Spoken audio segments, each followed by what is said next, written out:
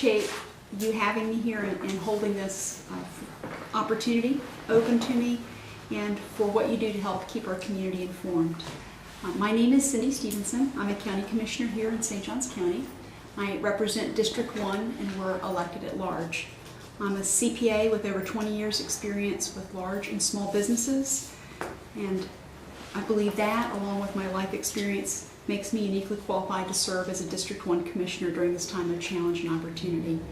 I'll continue to make sure St. Johns County remains the best place to live, visit, and raise a family, with a focus on bringing jobs, shopping, and services to our community through a strong partnership with the Chamber, State, Airport, and IDA, and of course, private sector. I'll continue to focus on keeping the cost of government down and services at an appropriate level. St. Johns County is business ready. We have slashed impact fees for business by nearly 50% and have expedited local permitting. We have seen expansion in our manufacturing base, including a new manufacturing business, 2G Synergy. And I'm sure you saw the report that commercial permits had doubled. It's just an amazing thing to have new businesses coming and investing in St. Johns County in these difficult economic times. I opposed the biggest tax increase in St. Johns County's history, and we now operate at 2006 levels. And we're just about in real dollars down to 2006. At the same time, so this represents about a 20% reduction in property taxes, while we've experienced a 30% increase in population and inflation. During this time, the county has been able to maintain most services through the downturn, while completing a courthouse expansion and implementing a long-neglected emergency communication upgrade to keep our citizens, visitors, and first responders safe. We continue to be one of the fastest-growing counties in the state and a community of choice, but we have to continue to sharpen our focus on business to help small businesses, agriculture, and tourism prosper, and to make our community more sustainable by having a more diverse local economy. I think in this election it's really important to remember this is not about Washington, D.C. This is about St. Johns County. This is about home. Thank you. Pete, you got this? Well, let me start with this question because other people have raised it. The commission voted unanimously to increase the millage rate, and some people have said that was not necessary. You voted for it. You were one of those people. Would you please say why you voted for it? I voted for it because our fire services were operating at a deficit. We had I said I voted against the biggest tax increase. I also voted for the biggest tax decrease. And we maintained our millage for 2 years, and our revenues dropped sharply during that time. And we had reached an unsustainable level. And I say unsustainable in this regard. We don't just look at 1 year, we project for a number of years. And rather than have one sharp correction, we think it's better to try to keep ourselves on a reasonable curve. The county commission went out and got comments from many people, solicited comments, emails, phone messages, and those were cataloged. I coupled that with the phone conversations I've had with people about how they value services and what those services mean to them and their ability to find jobs and to entertain themselves. We certainly we've seen a heavier use of county services, our parks, our libraries, everything, our mental health services, more brittle people, needing aid and assistance, facing hardships they've never faced before. Those were the things that I used to make the final decision. What was in the long-term best interest of the community? I think it was important to note that the board acted unanimously, so they believed that that we had reached a good place. I also would like to add that we faced a $12 million budget deficit. We closed that through a combination of cost cutting and using some one-time money to reduce the cost of the interoperable radio system. And so it ended up to be a fairly, was a little less than 2% increase on some of the, based on the existing home, based on the existing property tax base. Your opponent says that's a tax increase. Was it a tax increase? Property values go down at a faster rate than the millage rate went up? I believe that technically that was above the roll-up rate. Mhm. But I would have to counter that the way we define tax increase is a little dubious. The biggest tax increase we ever had in St. Johns County was in 2007, and that went along with a small millage reduction. I don't think we set property taxes based on having on roll up or roll back. We should be setting it based on what we need and not more. And you will see that that is the way things go from here on in, because now the values of people's property and the county's budget are once again very closely aligned. And so I like to say from now on, budgeting is going to be a full contact sport. And I think that's how it should be. That's how things got so out of whack, was things, most of the tax increase over the years was on the non-homesteaded properties and businesses. That disconnected voters from the budgeting process. Your challenger has raised the issue of the Trimble PUD, which he said is 112,000 square foot commercial space and 600 residential units, which I assume means homes. And that was defeated by a 4-1 vote. How did you vote for that, and would you explain your vote? I opposed that. That piece of property has a view shed of I-95. When it was initially, it's in the comp plan, but the board had legitimate ability to turn it down. It was never going to be cost feasible for the county. It was always going to operate at a deficit. But that wasn't the main issue to me. They came at a time when we were just coming into focus on the shadow inventory and foreclosure rates. These homes, they wanted to build the homes first. I asked them if they would do the commercial first. They didn't want to do that. And these homes would have been in the area of the county that has the highest foreclosure rate, and in the area where we have higher unemployment. It did not seem, I couldn't find that it was in the best interest of St. Johns County to vote for that at that time. Actually, in the planning and zoning meeting, I believe it was this project that they stated, we think we can beat people that are stuck in foreclosure to the market. That doesn't help property values in St. Johns County. That doesn't make our community stronger. And it was not a violation of its property rights. The county commission had valid ability to turn it down, valid reasons to turn it down. And so that's what I did. And sometimes we make decisions and it upsets people. That's one of part of the job. One of the arguments that this candidate's making, your opponent's making, and also one of the candidates in the other race is making, is that in order to get commercial industrial space, you have to get with it in tandem housing space. That was your opponent's argument in the Turnbull. That you have to get it in tandem? Well, they're saying that basically you can't get just industrial commercial, you're also going to get residential with it. You need someone to occupy, work in those industrial space. And one of the other candidates is making the same argument that you can't just have industrial commercial, you also, when you do it, you have to approve residential as well. What's your take on that? Well, we certainly do have industrial and commercial, that is in the 1695 corridor and other areas where it is just industrial commercial. They do not have to go together. And in fact, we have many, many homes and ample room for people to come and bring businesses in those areas. We also have empty storefronts, shopping centers that need, if they wanted to build a grocery store, we have empty grocery stores. We have retail space waiting to be open. Economic development is not, and jobs is not just about building new things, it's about getting existing buildings utilized. And I think that just speaks to maybe not having watched what actually goes on in St. Johns County. We do have plenty of rooftops to have jobs. We do have plenty of rooftops to have services. We now are in a window of time when our property values are at last at a reasonable level. We have a board that's very pro-business, understands this is very important. And then we have a little commercial credit crunch, just like there was problems with the mortgages. There was a little crisis in the commercial lending. And so that kind of slows things down. But that doesn't mean you change your strategy and open your community up to 600 more homes because somebody else is going to make another promise, like many others that we have. And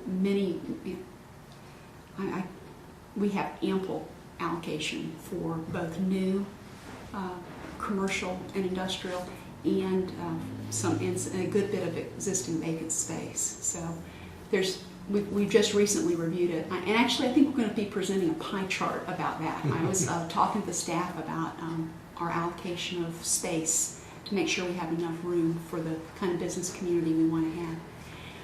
I also think it's important that we remember there's a lot of things about St. Johns County's economy that work. Our tourism works, our agriculture works, and we don't want to throw the baby out with the bathwater. We have a $750 million tourism economy. It's part of the quality of life that our residents enjoy. And so it's not the board currently, it's not growth at all cost. It's not business at all cost. It's we're going to find things that fit, and that people are interested. It's not going to happen overnight, but people are interested, and we are experiencing success. Lowe's, for example, I believe there's only 2 Lowe's in the country that are going forward, and our market's one of them. And that's just, it says something in a downturn that people are making those kind of decisions, and their focus is on one of the best submarkets in Florida, and that's here in St. Johns County. One of the candidates, again, not your opponent, made the case yesterday that or raised the question that the county manager is sort of running you folks as opposed to you folks running him. How do you see that? Is that a valid concern? We have a strong county manager now, and he has strong support from the board. I think it's important that the board exercise its role with the checks and balances of the county. And generally, I think that's happening.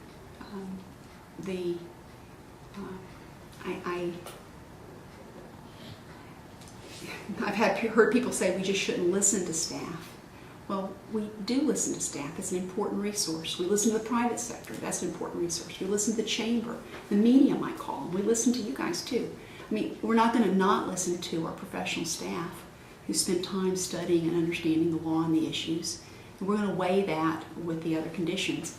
I certainly use my judgment, and there have been times when we disagreed, and when I disagree with the board, and that's okay.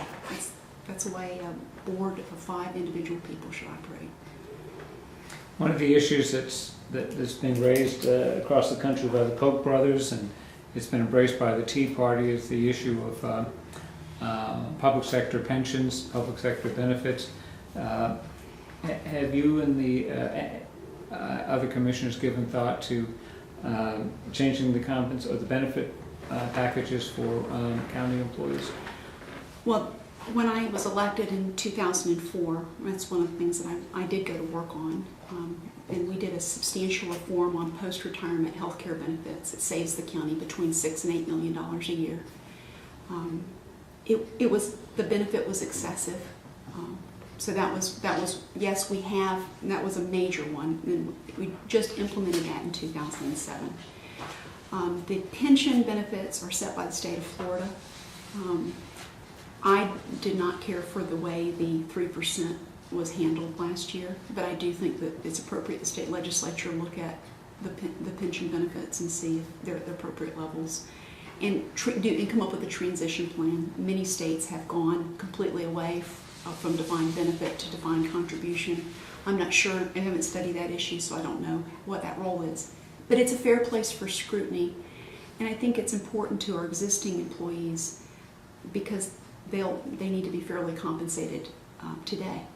And so those are issues that we're dealing with.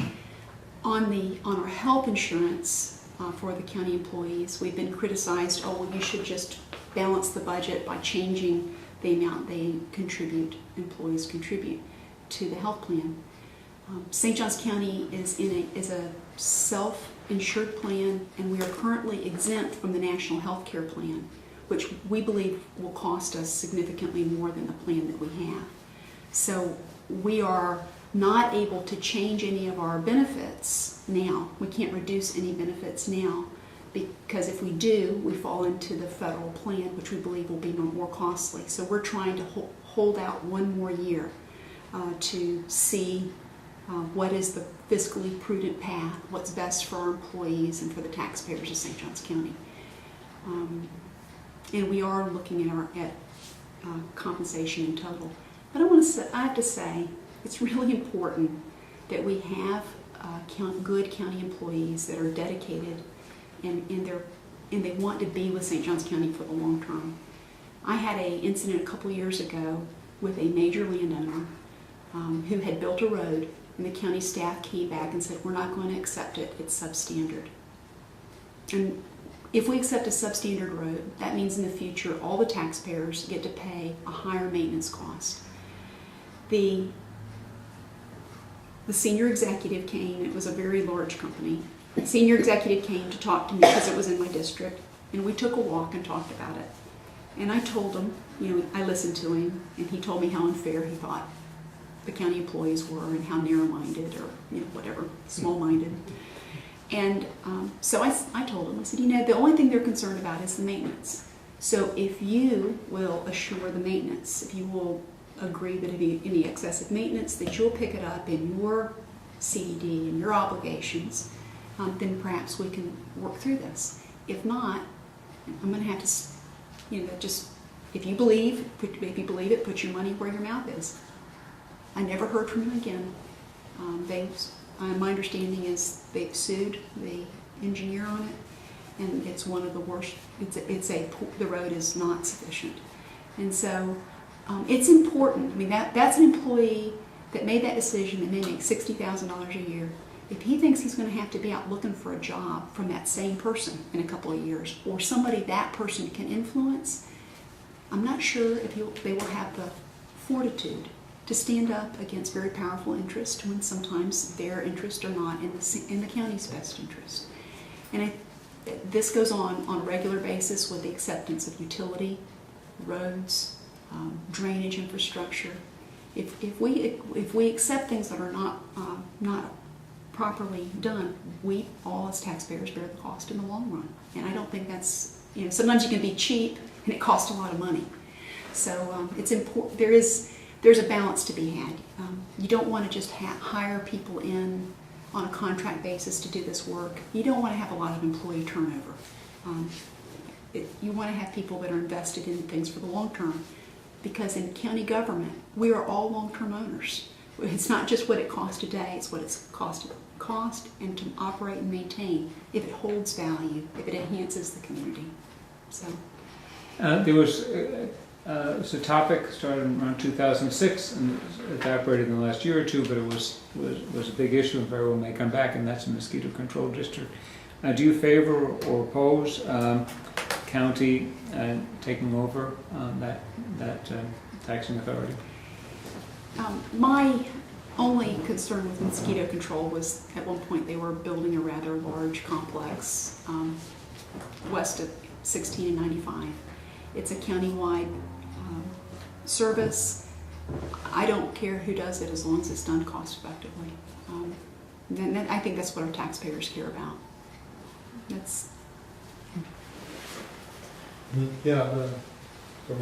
I've been watching this West Augustine pipeline issue. When the county and the city commissions get together, everybody's on board, we're all in the same place. But as soon as everybody gets alone, then we have some friction between. It's like a hidden friction between the two boards. Is there any hope for this being resolved? It seems like we're still not talking about it. I got into the detail on that sewer service area when I was chairman, and I had the city in. And one of the things that I thought would help is if we could make sure that we had the sewer service in the areas where we could get businesses to be there. Because if we get businesses to be there that might employ the people who live there, they would have money to one day pay their sewer bill. Everybody wants a job to be close to home and to have services close by. would be better for everybody. And I think that's what we're trying to focus on. I think that perhaps Commissioner Bryan has come on some ideas that might be some grant opportunities that can help complete services. I think that's, if we can find those opportunities, that would be a good thing. There's some places I believe septic tanks are appropriate. I don't think West Augustine's one of them. It seems to be, the land seems to be low and poor draining. So it would be nice to be able to resolve some of those issues. We have to be careful that that doesn't break our taxpayers' back, and it doesn't break the people of West Augustine's back. So I think we're trying to go forward with it thoughtfully. And I remember there was a little dust up. I think there was a little miscommunication between the consultant, you know, and it was like there was some implied motive that was not, it was just a poor communication issue.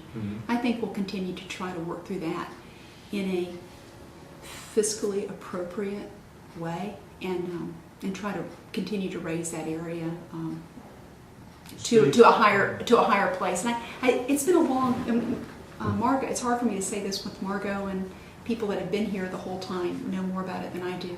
But I think we're making progress there, and I think we'll continue to make progress. Okay, thank you. The other thing is, when you get your media guy on board? July.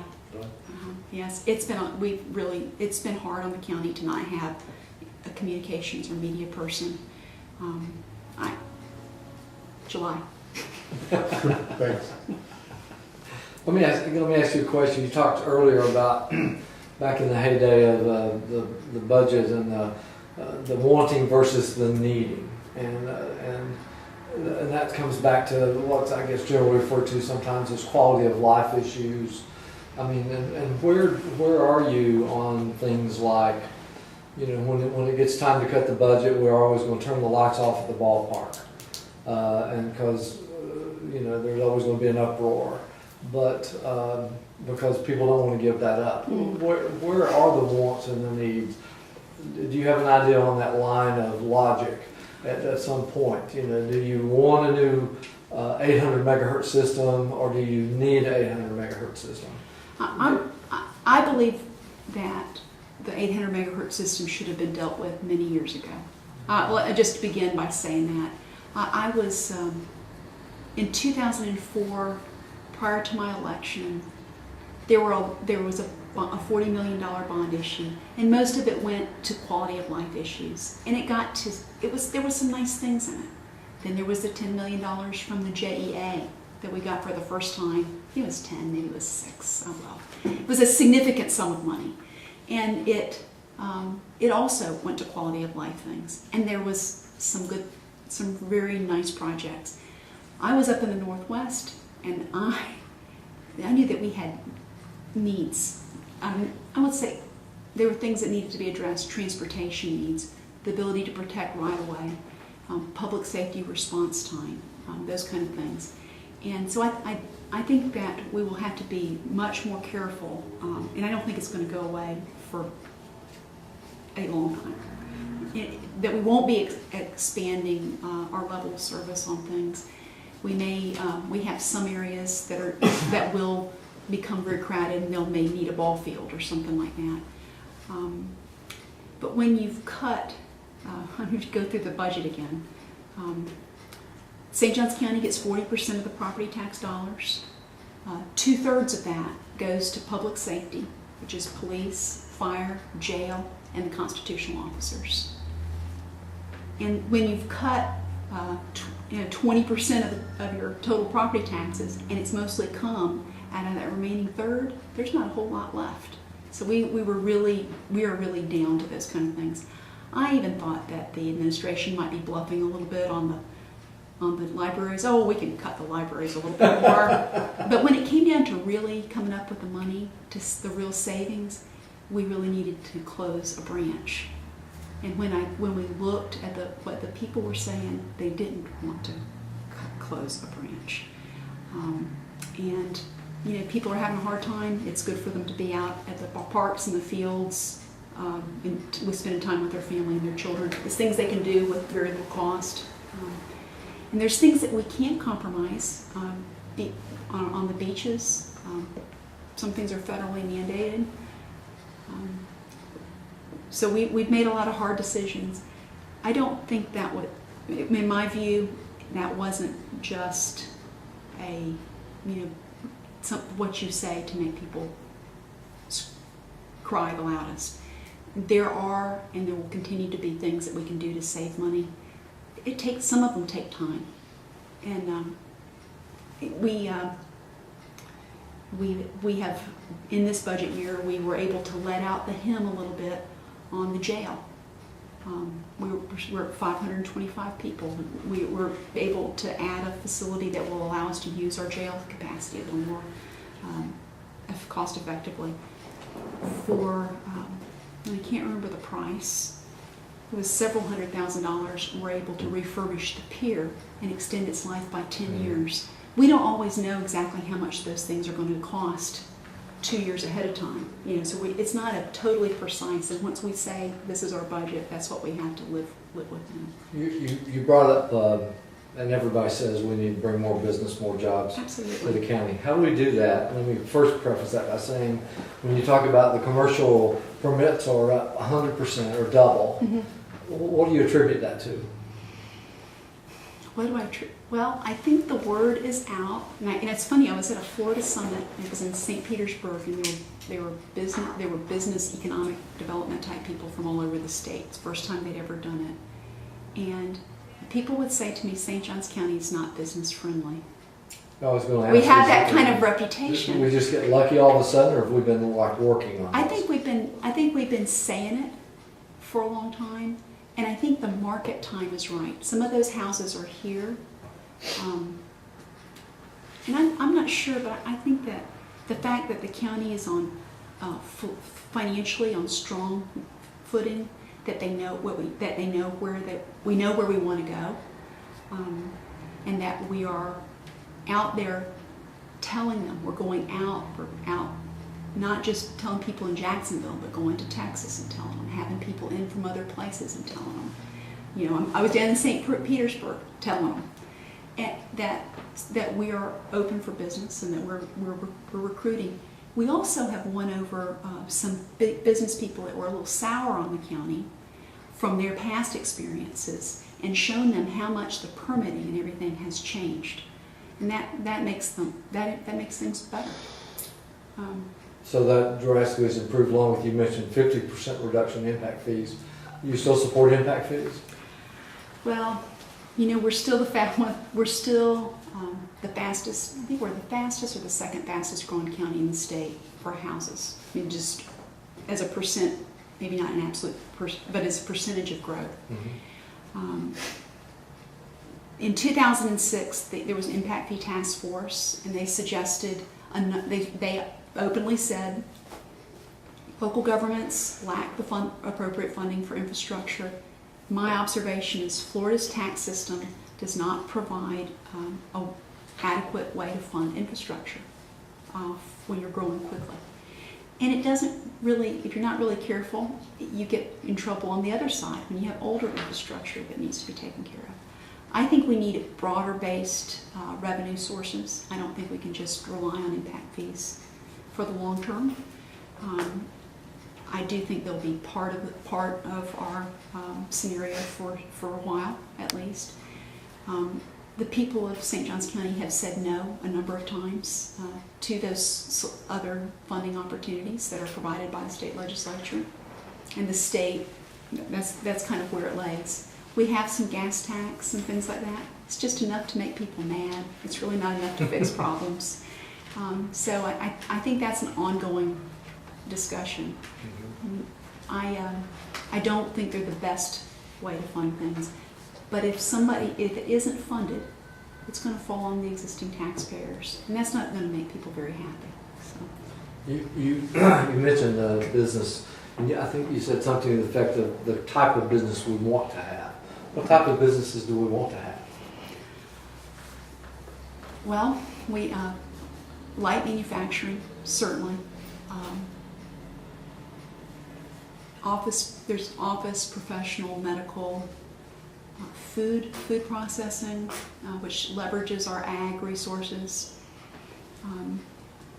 which goes into the kind of food beverage type industries. We're pursuing technology companies, things that fit with a community that have a great quality of life, that have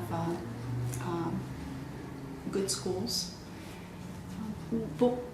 The 2G Synergy had a lot of good welding jobs. We want those too. I mean, we have a diverse community, and we need opportunities for people. I know Margot has seen it. I saw it in where I'm from in Daytona. It's really hard on families to see the generations leave. It makes our community stronger to have the kids have the choice of being here or coming back. You know, maybe they go to Atlanta or somewhere, but to have a choice of coming back and working closer to home. I think that makes our community stronger. I think it makes Florida stronger for people to really think of us as home. So. Okay, I wouldn't disagree. Living on a service economy is difficult. Yes, sir. Yes, it is. Margaret?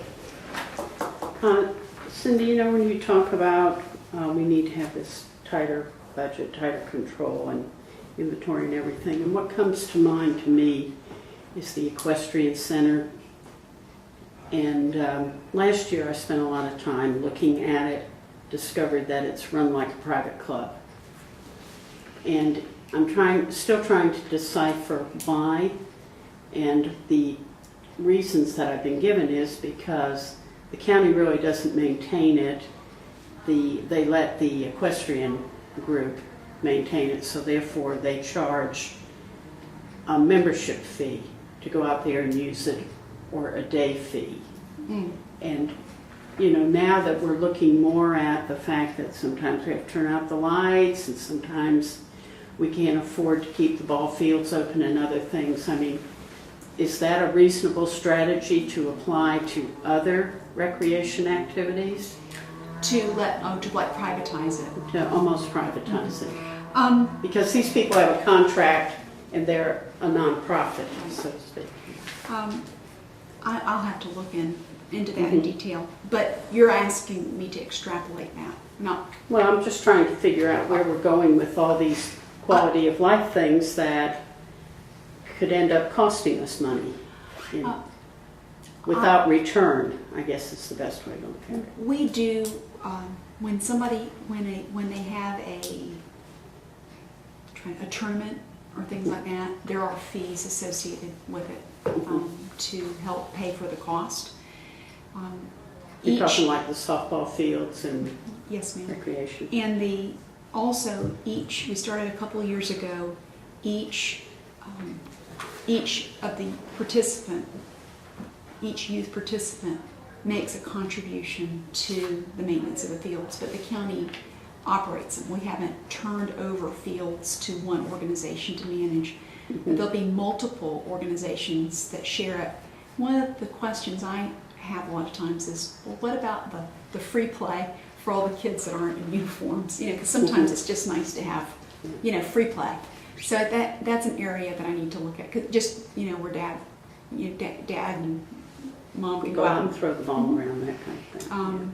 So, and that is, if you don't pay for things in a general way, it tends to go to that extreme. The other, I guess the golf course, that is run as an enterprise fund. I don't believe the Equestrian Center can. I think it's probably operating at a deficit. I haven't looked at that one in detail. Well, I'm told that it's basically under contract.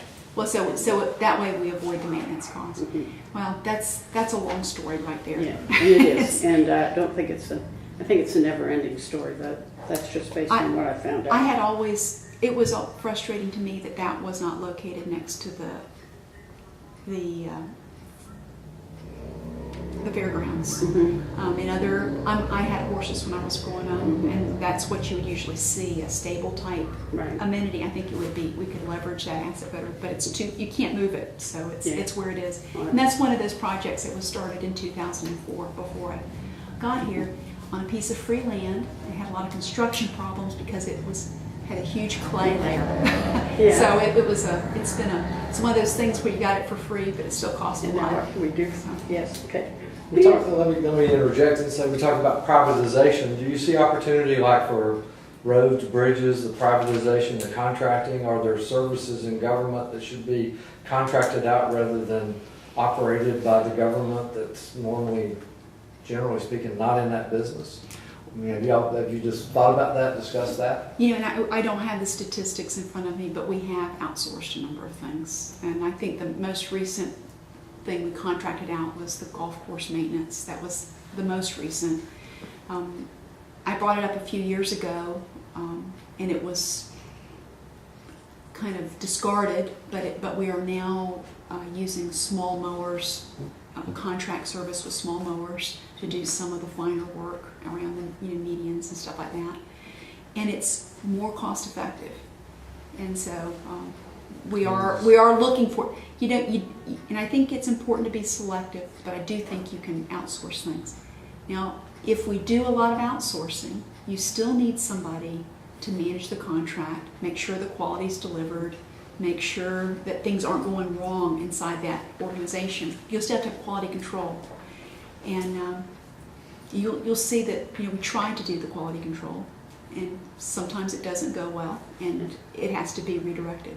So, Well, I think one of the issues every year, at least with the nonprofits, is the privatization of the nonprofit agencies and how their funding has been flat for the last 3 years now, and they all feel like their services deserve more. I'm talking about COA, Epic. Safety Shelter, Epic, all those kinds of services. So, but this, I know they feel like it, and they probably would be nice to give it, but we really need the private sector to help with that. It's been hard just to defend at a flat for them, because that's it. I'll put that right in with the 2/3 of the constitutionals. Those budgets are not going down. And so we have, they take a bigger share. We got another one. Well, I'd have to say that proportionately, most of the reductions have come out of the county departments. And for them to be flat when most of the other county departments have taken reductions while they're operating more, sometimes flat is the new increase. So, and I take flat. and then I think we're all, it's not that I don't want to make it sound like we think we all deserve a merit badge, Right. but everybody has pitched in. Now, the clerk of court's budget is down, and the sheriff had a 10% cut last year. Everybody's pitched in, but the firemen are down in the wage area, $1.4 million a year. There's been a lot of sacrifice in the county staff. You all follow other organizations as well, but I believe the county staff may have been flat longer than any other organization. More than the school teachers, more than the city people, more than a lot of other organizations. The county commission employees, and they're they had the furlough a couple of years ago. Then they had the 3% across the board cut from. And they're just like other families. They may have had 2 jobs before. Maybe they don't have 2 jobs anymore. We're all working hard to make it work and not have the services, and still have the services there for them. So, and I think that's appropriate. I think that's what everybody's doing. The private sector's doing it. You're doing it. Your family. I'm doing it. In my family. So, you talk about jobs, bringing better quality jobs to St. Johns County, and that means also not just the jobs, but increasing that commercial tax base.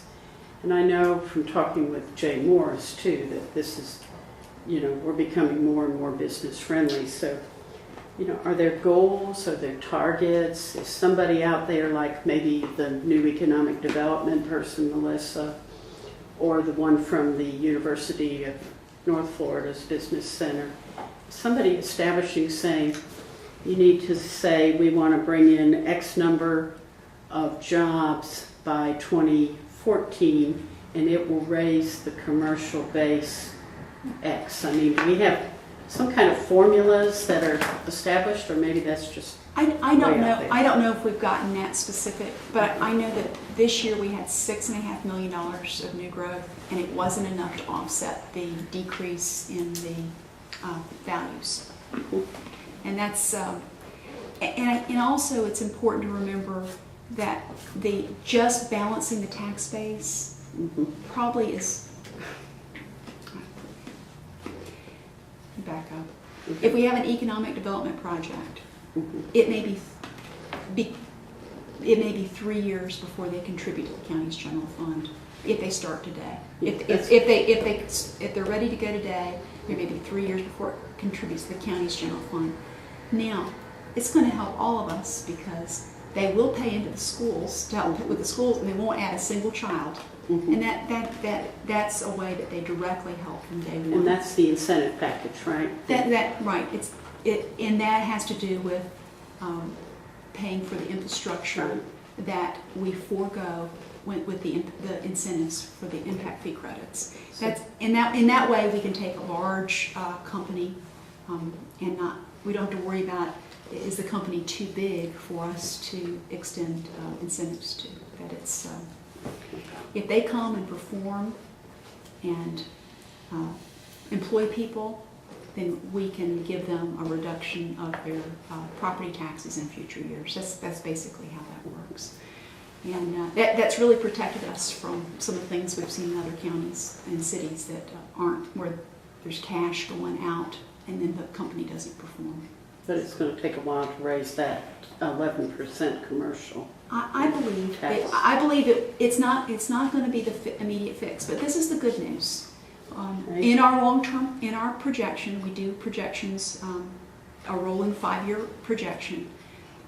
We do not see a millage increase in the next 4 years. It looks like we're going to, depends a little bit on what the state and the voters do to us in the future. I mean, if we get more push downs, those things might change. But we believe we're at a millage rate that we can, with reasonable assumptions, that we're going to be okay with for a number of years. When we did that look last year, we were tracking too far down, and so the idea was just to do a small correction rather than let it go down and then have a drastic surprise, an unpleasant surprise. And we are counting on a long, slow recovery. We're not counting on that we're going to have 20%, 30% commercial in 2 years. There's a lot of uncertainty out there. And in fact, by having reasonable reserves, we've been able to save millions of dollars in debt service because of our good bond ratings, by refinancing existing loans. We were able to internally make a bridge loan on the interoperable radio, so we didn't have to pay high interest rates on that. So we're trying to use the taxpayers' assets to create value. And I think that's the thing in St. Johns County. We don't want to be the cheapest, but we want to provide good value. And that's... Let me go and say we're about out of time, and Okay. I appreciate, and we'll be cognizant of your time here. What would you like to close with? Anything that you'd like to remind us of or bring up, Ms. Cyndi? Well, I guess I would just say, please vote for me on August 14th. I think this is a kind of time when experience really matters, that we're getting good things done. It's not just where we are, but it's where we're going, and knowing how the state legislature has behaved in the past, and understanding those rules are very important. You can visit my website. Can I make a plug here? www.vote4Cindy.com. I'm on the Supervisor of Elections website. It's been a privilege to serve this community, and I'm asking for that, for your confidence and your vote on August 14th. My name is Cyndi Stevenson, St. Johns County Commission, District 1. We're elected at large. And remember, this is not about Washington, D.C. This is about home.